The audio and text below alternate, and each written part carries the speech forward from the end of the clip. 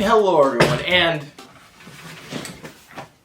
The Siemens Charger. Name something that fakes you up better than this thing. I don't know, my heart was working fine and then it just stopped. As of the writing of this video, the Siemens Charger has sold 460 units. For those wondering, that's only 49 less than the F40PH. Who knew the Germans could win that easily? So let's go over every one of these things, because what else am I gonna do? Be productive? Possibly the most well-known model along with being the original, the SC44 is the second most sold Siemens Charger unit, behind the ALC42, which I will touch on in a moment.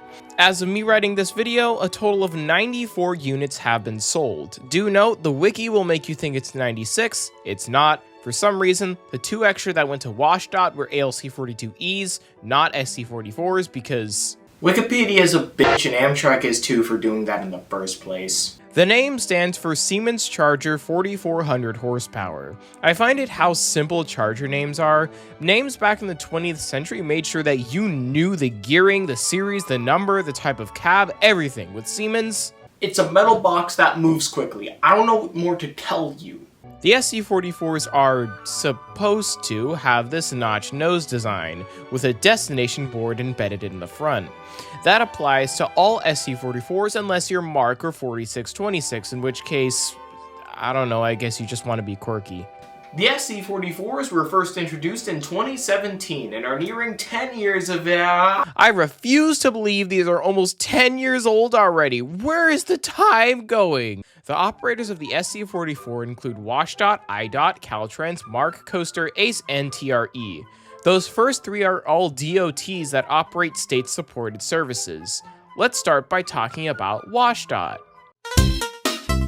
WashDOT owns 8 SC44s, and they all go under the reporting mark WDTX. Some of you may recognize this from the well-known troll account under the name WDTX1408, which makes some truly cursed repaints of locomotives. WashDOT Chargers are 1400 series, numbered 1400 through 1401 and 1403 through 1408. What happened to 1402? You're watching this video, how would you not know? 1402 was in an accident in 2017 and was the first Charger to be retired and the first to be completely wrecked. That would have been the only, but well, we'll get to that. There are strong rumors that the locomotive WashDOT received to replace it, Loco 1408, was already being made when WashDOT placed the order, and it would have gone to Coaster, being numbered 5006. Yes, before the actual 5006 we had today, leaving them with 10 Chargers instead of 9. Now it's reported that NCTD or Sandag dropped 5006 from the original order for costs, leading to it going to WashDOT. The concreteness of this rumor, however, is about as concrete as quicksand, as I can't find any concrete evidence on this anywhere online. The only reasons that this makes sense is how quick WashDOT received 1408. The 1402 crash happened in December 2017, and 1408 was delivered in 2019, a little over a year and a half for production and delivery, and how Coaster had 10 cab cars, but in the end would only receive 9 Chargers. Yeah, that would make sense if that happened, but these are transit projects we're talking about. Making sense is one of the last things you should expect. And the initial Coaster order was delivered in 2020, not 2019. So the believability of this order is really low, and I think it would just be that Siemens had an extra Charger shell or something and they just so happened to finish it quickly.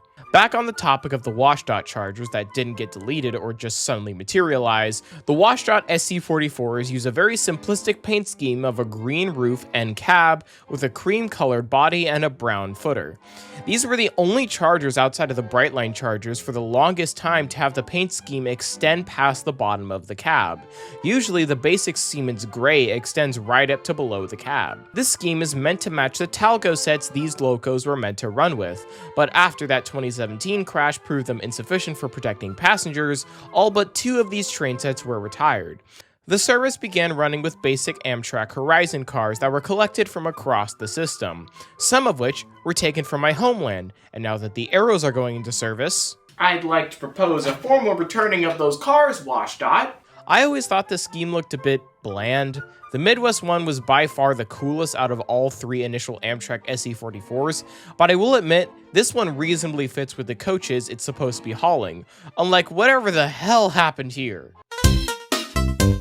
Caltrans ordered a total of 24 Chargers, all going under the reporting mark of CDTX for their services in California. These 24 Chargers are 2100 series, numbered 2101 through 2124. Initially, Caltrans ordered 22 of these Chargers, but were feeling in a K5LAM mood and ordered the extra 2 for their Northern California routes. This sudden acquisition of 2 extras has led to which Chargers go to which services being a bit weird. 2101 through 08 and 2123 and 24 go to Capital Quarter and San Joaquin Gold Runner, and 2109 through 2122 go to Surfliner. That statistically doesn't matter, but it matters to me! No Chargers owned by Caltrans have been in a wreck, and 23 are active as of me writing this video. That 24th? I think the word you're looking for isn't a why, but more of a why not. Good old 2117, the only Charger to crap itself so badly it's been out for 3 years now. What essentially happened is 2117 was scaling down Miramar one day. Hey, do you like my board? And then it had a stroke and died. Aw, damn. 2117's issue was reportedly a piston had stabbed the engine block. What caused this to happen? I don't know, I feel like we've been over this. This meant that its engine would have had to been completely replaced. Chargers have gotten engine replacements before, and it's been done in around 6 months or so, but 2117 still hasn't gotten its engine, or if it has, there's some other issue holding it up. Now we go from facts to silly stupid rumor land. From what I've heard through rumors being passed around, Caltrans and Lausanne, the agency managing Surfliner at a more in-depth level, are at pretty bad terms with Siemens and the provider of the engine, Cummins. This would explain the reason why it's taken so long for this to happen. I don't know why not liking each other means you're not going to fix something that objectively needs fixing, but I guess egos are more important than reliable service. Now, outside of the whole 2117 debacle, the Caltrans Chargers have been pretty hit or miss. On Capital Quarter and San Joaquin's, they're on about the same level as the F59s. I say that in the sense that they work 85% of the time. But then there's that other 15%. In recent times, even Caltrans F59s have been showing a bit of struggle, probably because they are around 30 years old, but trust guys, converting them to hydrogen will fix all of that, trust. Now on Surfliner, what do you think my channel got popular off of? Maybe it has something to do with the Caltrans F59 still existing, taking a bit of load off the Chargers, because the Surfliner ones have so much harder of a time working.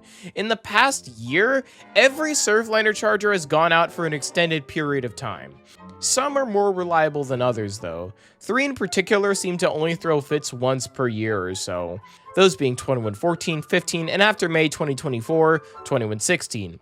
Past that, well, 2109 exploded twice, 2110 covered its engine room and coolant, 2111 just dies from time to time, 2112 exploded, 2113 will also just randomly disappear for weeks on end, 2117, well, we all know what happened there. 2118 worked fine for like 2 years and then just decided to oil up. 2119 cannot go a week without causing some kind of trouble. 2120 is the definition of anxiety. 2121 was dead for a little over a year. And 2122 occasionally just craps out and dies. Amtrak Pacific Surfliner, ladies and gents, you've got an okay chance of getting to your destination on time. Now, aside from the operational issues, the Surfliner Chargers have one thing that I think is redeemable about them. The horns, for the most part. The thing with a lot of the OG Chargers is that their horns have this very bland, mid-tone sound. Very rarely will you find a non-fouled, high-sounding Charger on Cascades, Midwest, or the NorCal services. On Surfliner, for some reason, it's almost the exact opposite. 2110 through 14, 2116 in a bad way, 2117 when it was still alive, 2120 and 2122 all have an actually full-sounding horn. 2110 through 14, 2120 and 2122 in particular have what has been dubbed overblow. No, not overflow. Different subject. Overblow is actually a symptom of a fouling horn, but essentially, it's what causes some Charger horns to sound almost like steam whistles when going from their low horn to their high horn. Here are some examples of what I'm talking about.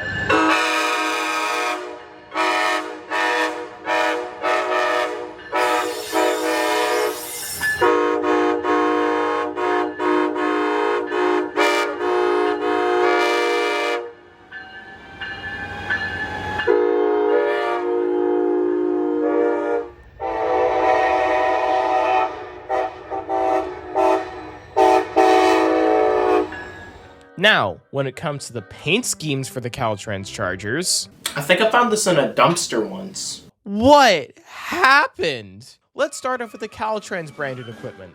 These Chargers were originally supposed to go with the Nippon Shiro bi-levels, but after that project was cancelled, Siemens Ventures came in. This paint scheme did not work at all, and those spoilers especially didn't work and are such an eyesore when these locos are hauling single-level coaches, whether that be Ventures or Comets. And even if these did end up pulling the Nippon Shiro coaches, it wouldn't have worked because the paint scheme just ends before it reaches the end. I'd imagine their plan was to finish painting them when these coaches arrived, but if you were gonna paint them anyways, why didn't you paint them from the start? Over to the Surfliner Chargers, it's not as stupid as the Caltrans stuff, but this paint scheme still looks weird. The part that transitions to the Surfliner cars starts being really thin and then suddenly gets really wide to fit the Surfliner cars. It looks so tacked on, and I have no doubt in saying the F59 scheme for both of these looked far better. Now, why didn't they just put the F59 scheme on? Because someone wanted to be difficult. Siemens has a really weird rule with the Charger schemes, being that you're not allowed to have any multicolor designs on any of the side vents for weathering purposes, and also to make it easier to paint. This meant that Caltrans couldn't just copy and paste the schemes. Instead, they had to completely redo them. This does make Surfliner understandable. I do still think they could have made the blue tail at the end wider, but for the Caltrans branded equipment, that does not excuse this sad little tail that doesn't actually go anywhere. Thankfully, the Surfliner Charger scheme doesn't have any major form of lack of insight. I mean, like, it could be a bit better, but there isn't anything really majorly bad about it. God damn it, Caltrans. 2110 and 2109 don't have blue tails, they have silver tails. This was because Lawson planned to use these two on low-level sets when we still had those occasionally. But because someone wanted to steal all our stuff, now we just have two silver Chargers that look so out of place. So now, we have 10 Chargers that don't match the cars they're pulling in the slightest, 12 that look like their water is going through a bottleneck, and 2 that fit literally nothing. On the bright side, their fronts look cool and are matching, which creates some cool uniformity across all state-owned Chargers, but those backs are not redeemable in the slightest. I really need a palate cleanser right now. Let's see if we've got any flights to Chicago. The Illinois Department of Transportation, aka IDOT, ordered 33 SC44s numbered in the 4600 series. These Chargers were numbered 4601 through 4633, and if you're just now noticing, yes, WashDOT was the weird one by starting their Loco series with 100 instead of 01. Which, if 1402 hadn't died, would have left their numbering at 07 even though they had 8. WashDOT, why are you like this? The Midwest Chargers were the original Chargers, because yes, that is a flex to be proud of. I mean that as in 4601 and 4611 both wore the Siemens logo instead of the Amtrak Midwest one, and were the ones that were tested in Pueblo, Colorado on the test track. And with these quite literally being the prototype Chargers, the Midwest Chargers have a reputation, to say the least. These Chargers were pretty much where the Siemens Chargers got their unreliable reputation. These had the full package, from electrical fires to stranding passengers in the cold for hours to just casually shutting down for no good reason. If you name it, these things probably had it. The exact reason these things turned out so bad is probably just a factor of they were the OGs, and Amtrak apparently maintains Chargers like older GE and EMD locomotives, which, surprise surprise, doesn't turn out well. The Midwest Chargers also have the unique benefit of being home to the most unique state-supported Charger, Loco 4626. After hitting a vehicle, 4626 apparently went in for a full-on refurb. I haven't found good info on what past the obvious was replaced, but I've heard it may have been a complete rebuild of the engine. But as you can probably tell, the reason why this refurb was so notable was because the notch nose design was replaced by an aerodynamic nose similar to the ALC 42 Chargers that again I will touch on later. 4626 was even so special Bachmann gave it its own model. How special you must feel. How reliable 4626 has been after the refurb, I don't exactly know, but I can say that this nose does look pretty nice on an already good-looking locomotive. Speaking of which, I'm proud to say, ladies and gents, we did it. We found not garbage. the Amtrak Midwest scheme has always been my favorite SC44 scheme. This cool dot gradient pattern going along the side of the body really works, and the deep blue nose with those cool silver highlights are just the frosting on the cake. The funny part here is, I'm pretty sure this scheme was designed by Siemens, not IDOT, so this being the scheme was really only by chance. IDOT executives should try gambling. Past this, the other notable thing about the Midwest Chargers is how they kept the original Siemens plow design. For those who don't know, honestly, I think I should start asking who does know, because I'm starting to think I'm the only one. Chargers have a bunch of different plow designs, and this design was the original. It was only used on SC44s, and in 2019, this plow design was phased out for this bigger one that covers more of the lower area of the locomotive. To my knowledge, only IDOT and who else but WashDOT were the only ones to keep this plow design, as Caltrans has replaced all of their plows with the bigger one. This weirdness can even be seen with WashDOT, as 1400 through 1407 have the old plow, but then 1408 has the new plow. Past that, the Midwest Chargers are honestly kind of mid. Their horns, for the most part, are mid. The landscapes you can photograph them in are, again, mid. So why don't we go over some landscapes that aren't as mid? North County Transit District, as I mentioned, operates 9 SC44s. Yes, we are still on the SC44s. This video is going to be really long, and I hope you brought some snacks. These 9 SC44s are all under the reporting mark NCTC and are numbered in the 5000 series. Those numbers being 5001 through 5009. Yes, WashDOT, you are the weird one of the group. Now give me my horizons back. The coaster chargers have quite literally nothing interesting about them in a technical sense. But you know what they do have? Past the fact that these chargers have these 2 weird sticks sticking out of the back of them, the only major thing I can think of involving the coaster chargers is that this fluffy-haired buffoon really liked one of them when he first saw it, and so named half of his entire content creation career off of it. The whole story with 5008 is the following. 5008 was part of a second charger order for Coaster, the first containing 5001 through 5005, and the second containing 5006 through 5009. The second order arrived on May 7th, 2023, and started testing soon thereafter. 5008 was the first one to start mainline testing. Well, I have heard it may have been 5006 for like a day, but 5008 was the first one to start testing consistently, and it makes the story less cool, so shh. I saw 5008 on its second day of testing. I couldn't for its first because I was just so conveniently across the entire damn country, but you can bet your sweet egg roll ditty that as soon as I got back to San Diego the day after, I would drag my sleep-deprived and jet-lagged self up to Carlsbad Village to catch 5008 for its second day of mainline testing. And just my luck, it had someone who did horn shows. So I got myself the flex of forever having the first ever shave and a haircut and Imperial March from 5008. I have this up on my bedroom door, just so that way people know what level of alpha virgin territory they're entering. And because its horn was good and it was actually pretty reliable, that has now led us here, 2 years later. That is something that's really apparent with the Coaster and all other non-Amtrak Chargers. They're actually not that bad outside of Amtrak. It's really only a few times per year you'll hear about a Coaster Charger breaking down.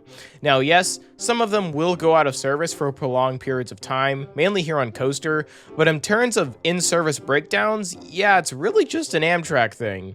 To my knowledge, 5008 has only had a major breakdown / out of service time twice in its lifetime. Once in June 2024 when some fuel sensor was acting up, and another time of spring 2025 when it just suddenly stopped working in true Charger fashion. The only coaster charger that genuinely had issues before was good old 5009.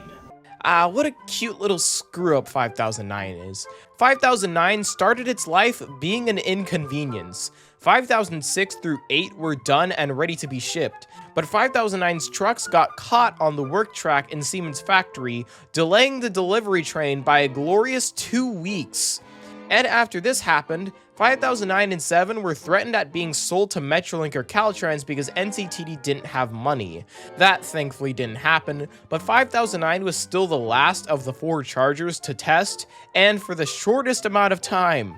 5009 tested for 2 weeks and then almost exploded in Torrey Pines after its crankcase reached dangerously high pressure levels. After this, it sat for like a month and a half, and then it finally entered service in fall 2023.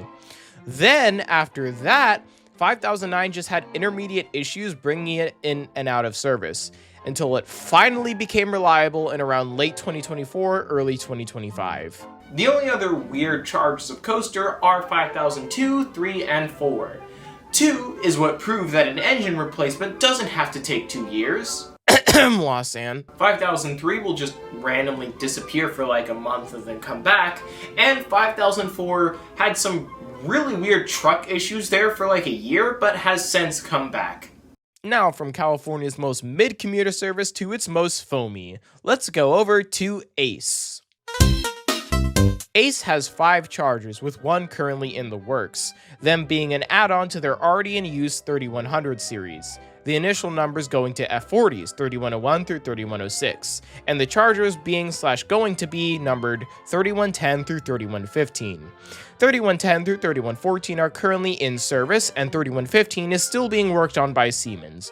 What happened to 3107 through 3109? The world may never know. Ace's Chargers might just be the most slightly above average SC44s.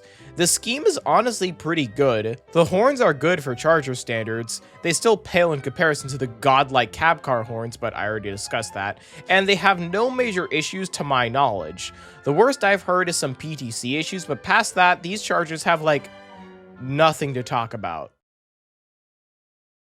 Oh, nope, I found it. Give me a literal molecule. I'll find some way to critique and or nerd out about it. Why is it built like an overinflated Baymax? Why are the Ace numbers white? Like, this isn't even just for the Chargers. They're repainted, and CEM coaches have this too. Of all the colors you could have chosen, you chose white on gray. Like, my god, I sure hope no one needs to figure out the number of these things from the side, because if you don't take a good look, you may miss it.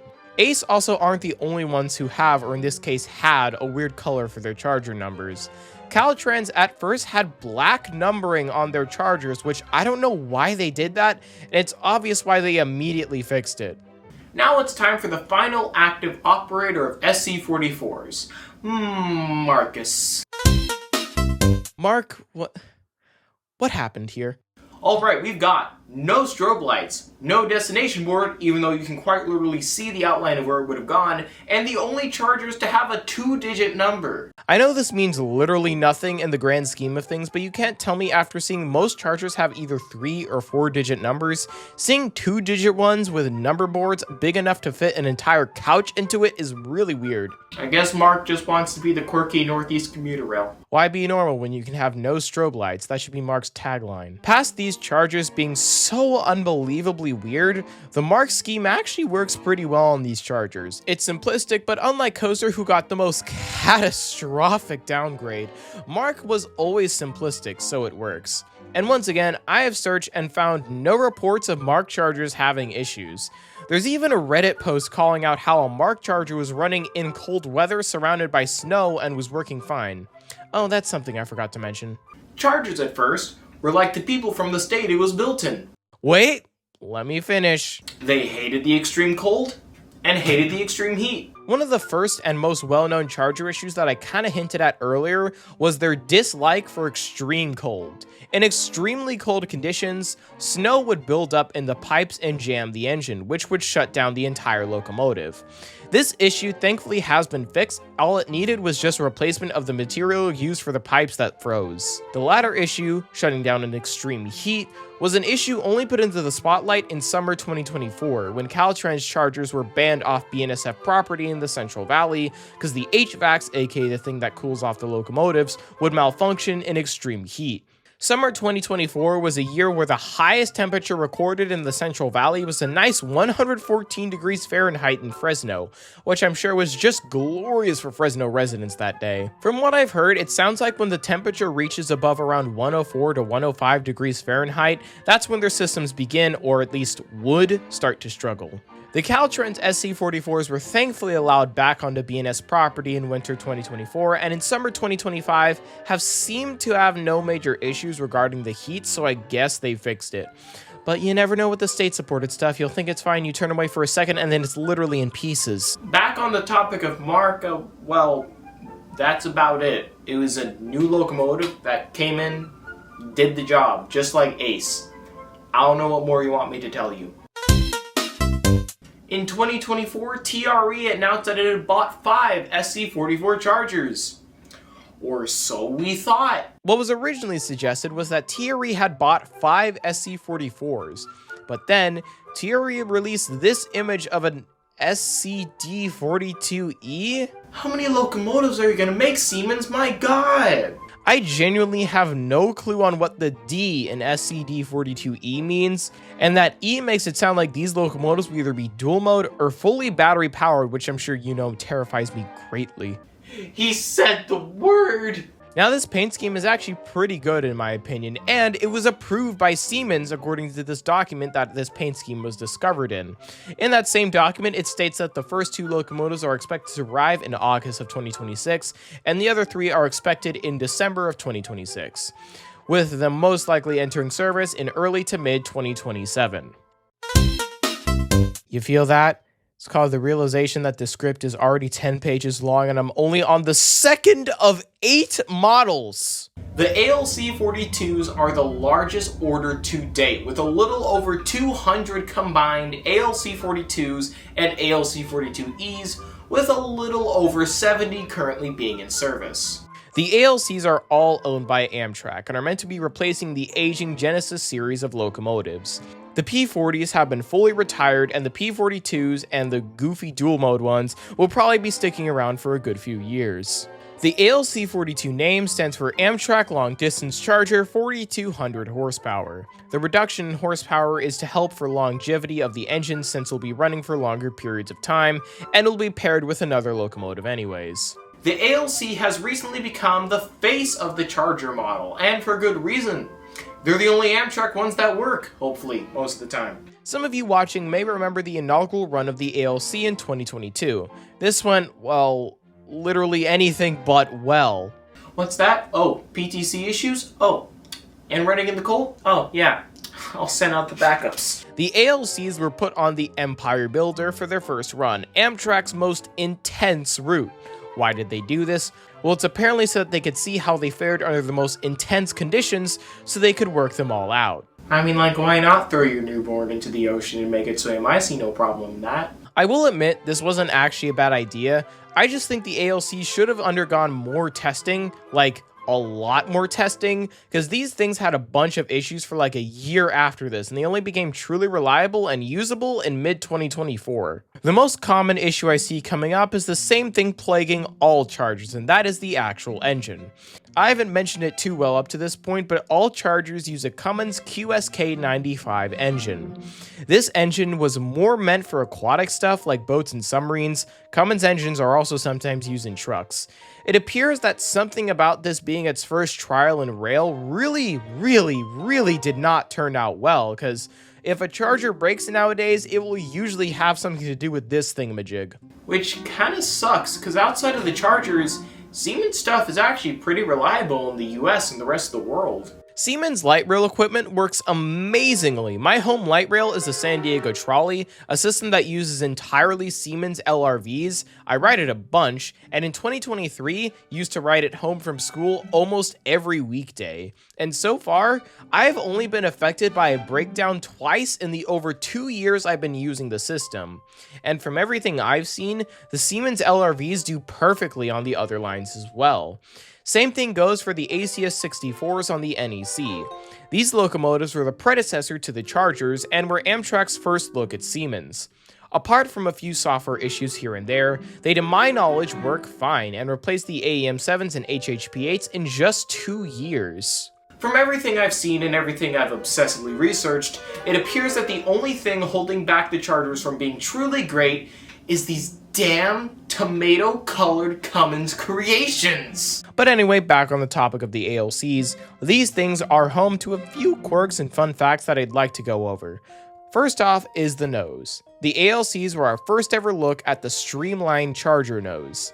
Beforehand, the only streamlined Chargers were the SCB-40s, and they were exclusive to Brightline. Now everyone got to see what Siemens could do when designing something that didn't give the engineer the power to piss a whole lot of people off. The other quirk has to do with the guess who? The ALCs initially had this weird thing where the low and high horn had a very tiny break in between, and just in general, the low and high horn were very different in comparison to the old Chargers. This also comes with our second ever taste at a Charger that felt like being devious. I'm of course referring to the K5LAM. The M in K5LAM, which you should know if you watch episode 1, stands for modified, which basically just means these are hybrids. Charger K5LAMs make the horn sound minor, aka give it a more evil feel to it, which I, among many others, absolutely love. The most well-known, and to my knowledge first ALC to have this horn was Loco 320. There were a handful of others in the 20s and 30s, however around the 40s and 50s this horn just kinda disappeared in ALCs. I doubt we'll stop seeing them because we've still got like 50 more to go, but if you do manage to see one, it's definitely still a bit of a treat. Another fact to mention about the ALCs is the only Heritage Unit 301 can just do anything but work properly. About a year ago, 301 was doing a tour around the US on all the routes that use Chargers, and from what I heard, it was being used as a showcase to help maintenance crews work on Chargers. But before this, 301 had been sitting dormant for months because it had really bad PTC issues. And yes, 301 was the Charger that had PTC issues on the Empire Builder and then embarrassingly had to get a P42 put in front. After 301 did its tour, it spent some time running on the Coast Starlight and then hopped coast to spend time on the East Coast. Over there it has not been going great. 301 just now seems to be breaking all the time due to either general engine issues or PTC. I don't know what happened to 301 to cause it to have such bad PTC issues, but it just makes it that slightest bit more cool to catch. Cause if you see it, there's a slight chance you might be the last to see it for a good few months. Now, it's a good thing Amtrak chose 301 to be the Heritage Unit and not the original ALC, 300, because remember when I said we'd get to that thing? Well, we're getting to it. 300 hit a water truck in summer of 2023, and Amtrak just didn't feel like fixing it. Honestly, I feel like 300 was fixable, but about a year later, it was told that 300 would be retired and used for spare parts going forward. The outside looked fine, but apparently the cab wasn't in good shape. Also, the P42 that it was trailing has been stuck on the turntable in Los Angeles and just won't leave. Dude, why are you still here? Everyone went home. Now, 300 wasn't the only ALC to get in a crash in its only 3-year history. Oh, no. Trust me, there have been a lot more. Let's see, 302, 307, 311, 312, 320, 339, 343, 345, and as an added bonus, 321 and 350 both exploded and died once. The former, I'm pretty sure, still hasn't come back. Aside from 321, all of the locomotives I just mentioned have come back and are operating. I'm pretty sure. I don't know, I haven't seen 320 in any videos recently, but I can confirm the best normal horned ALC, no contest, no debate, 350, is operating and is ready to please all who hear it with its pristine sounding K5LA. Also, this is an unscripted bit, but in the time it took me to write and record that part, 349 got in a crash on the Coast Starlight, so yeah, take that as you will. And that is still while the ALCs aren't even system-wide yet. Yeah, they still haven't replaced every P42 route yet, and won't for a while. While yes, some of this can be chalked up to they only have a little over 70, the main reason is for some of the routes, the ALCs full-on can't. For routes such as the Southwest Chief, California Zephyr, and the Sunset Limited, and routes that run on parts of those, the ALCs need either ATS, aka Automatic Train Stop, which is needed on BNSF territory to go above 79, or at stations such as Denver, they need a separate fuel vendor to fuel the DEF, or Diesel Exhaust Fluid. The DEF is to essentially make the fuel cleaner to comply with regulations. Until these are met, which I've heard rumors will be until around 2027 that they are, the ALCs can at most trail dead on the routes I mentioned before, with the exception of the California Zephyr, where they can run and have, but Amtrak doesn't want to do anything until the DEF situation is sorted and until they get more ALCs. Now, some of you may have noticed, Amtrak has a combined 241 P42s and P40s, not including the goofy dual mode thingies, but are only getting a combined 208 ALCs and dual mode ALC 42Es. The reason for this decrease is most likely due to the lesser use of the Genesis on state-supported routes. Before COVID, it was extremely common to see a P-42 lead a Surfliner, Cascades, Capital Corridor, or San Joaquins, and they were the usual locomotive to see lead the Midwestern routes. Now, all of those West Coast routes have Chargers, with Surfliner operating exclusively with Chargers, when they can. And the Midwest now has Chargers instead of using P-42s, again, when they can. So now the amount of Genesis locomotives needed is lower. This combined with the more efficient uses of service means that those 208 ALCs should, really praying, be able to cover the workload of the 241 Genesis locomotives, again, not including whatever the hell that is. Oh right, I forgot to mention the E's. The ALC-42Es are dual-mode locomotives that Amtrak is receiving to replace dual-mode locos such as that thing, go along with their new Aero train sets made by Siemens, and just in general increase service. And now I get to talk about whatever the hell that thing is. Again, WashDOT, why can't you just be normal? So, it was said that WashDOT ordered 2 extra SC-44s to enter service in 2026. Everyone thought this would be different from the Aero sets Cascades was going to receive also in 2026. Well, as it turns out, WashDOT did get 2 more Chargers, but those Chargers ended up being ALC-42Es, not SC-44s. And these ALC-42Es were not only missing the big massive WashDOT logo on the side, with it being in the corner all Caltrans style, but also came with the reporting mark AMTK, which is Amtrak's, meaning these are Amtrak owned, not WashDOT owned. So may I ask, WashDOT, what the hell happened to the SC-44s? What I think happened is WashDOT was originally going to get more SC-44s, and then Amtrak decided we're going to buy some ALC-42Es. WashDOT agreed to pay for some of those, and here we are. 70,000? I don't mean to be nitpicky, but I'ma be nitpicky. What is with the sudden obsession with 5-digit numbers? First we had Coaster with their weed-obsessed coach numbers, now we've got Amtrak who are really overcompensating with using 5 digits instead of 4. But I don't know, whatever floats your boat, that boat being full of 1 unnecessary 0. Past whatever the hell happened with WashDOT, the ALC-42s seem to be on their way to being a worthy replacer for the P-42s and other P-40 related locomotives. A bit late to be on your way, but it's better than nothing. I'm not from free healthcare land, so this one's gonna be brief. The SCV-42s are Canada's equivalent to the ALCs, and just like the comparison between Via Rail and Amtrak, these ones are not as good. From what I've heard, these have been having some issues as of late. What they entail? I don't know, I wasn't born with maple syrup running through my veins. Apparently, these were supposed to be SC-44s, but then because of funny Canada regulations and Via wanting stuff, ended up being so modified that it was just given its own model. This is a theme we're gonna start noticing. Past this, the Via Chargers don't have much of note from someone who lives like thousands of miles away from them. The most notable thing is that they run with Ventures and managed to open their third eye. Ladies and gents, we found it. The most boring Charger scheme. Holy crap, they didn't even try.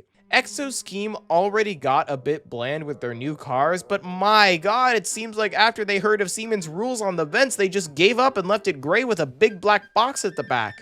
They didn't even put anything at the bottom, like, come on, it looks like you're walking naked, pull your pants up. What makes these things different enough that they were able to get their own model name? They were the only ones brave enough to do it. I think the most major thing these things have is their streamlined nose and the fact that they have 2 horns, a K5CA as required by Red Leaf People Law, and a normal one because they actually care about people's ears, unlike a certain someone from Ontario. The third biggest Charger order was the SC-42DM, the only dual-mode Charger that isn't exclusive to Amtrak, assuming you forget about TRE and whatever the hell they're trying to do over there. This is a rather new model, only being a reality on the Metro North Railroad on the East Coast, but there were a total of 77 being delivered to Metro North, the LIRR, and the Connecticut Department of Transportation. Oh, more for Metro North. These things just recently entered service on Metro North and have the ability to run on both third rail and diesel power, which is neat. I mean, like, What else can you say past that it's just another streamlined charger? What's different this time? It's blue!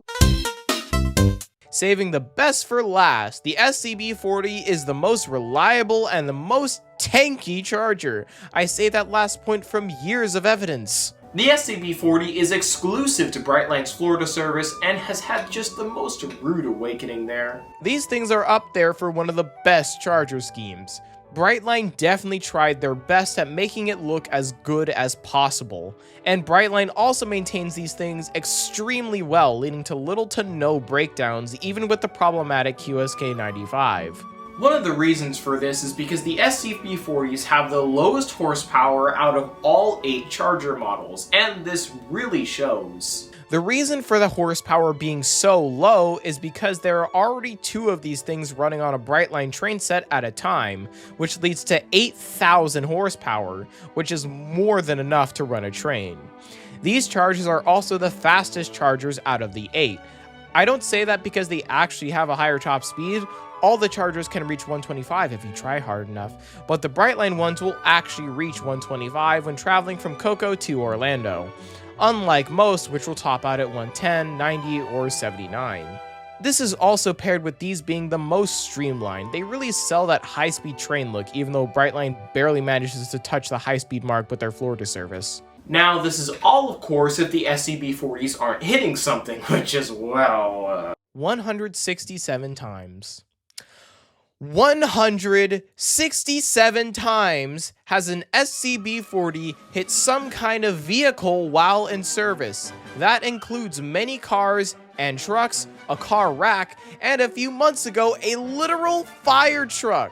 Like, bro, who the hell are you gonna call? These relentless crashes from the gloriousness that is Florida drivers prove how tanky chargers are. While yes, any locomotive should be able to tank a good crash, Brightline hasn't had a single major derailment in its entire history, and not a single locomotive has been retired because of a crash, to my knowledge.